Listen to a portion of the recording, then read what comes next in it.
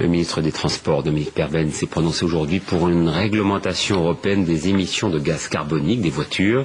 Des solutions écologiques existent déjà, comme vous allez le voir dans ce reportage de Carole Vénois et David Cosset.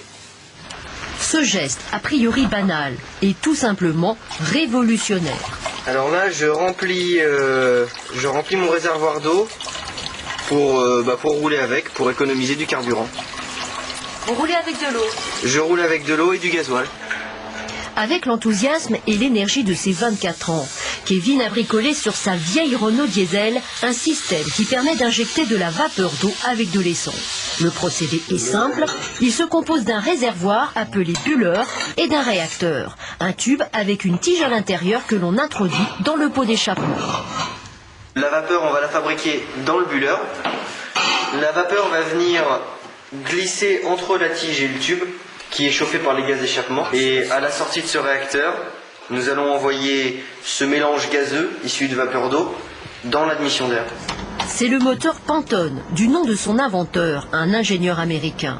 Depuis 1998, ses plans de montage circulent sur Internet et dans le milieu associatif écologiste. Le génie de Kevin, autodidacte en mécanique, c'est de l'avoir réalisé et ça marche. Quand le système est en route, le moteur tourne mieux, on a l'impression que le moteur est mieux réglé. On a besoin de moins appuyer sur la pédale d'accélérateur pour monter une grosse descente, surtout pour les véhicules anciens. Nous avons mesuré dans un centre technique les gains obtenus en termes de pollution, c'est spectaculaire. Pour les émissions de CO2, on passe de 8,6 à 0,1 avec le système Pantone. Résultat tout aussi satisfaisant pour les oxydes d'azote et les hydrocarbures imbrûlés. Démonstration avec le test d'opacité des fumées à droite, sans transformation du moteur, à gauche avec le procédé Pantone. Quant au gain de consommation en carburant, il est de l'ordre de 20% et ça n'est que du bricolage.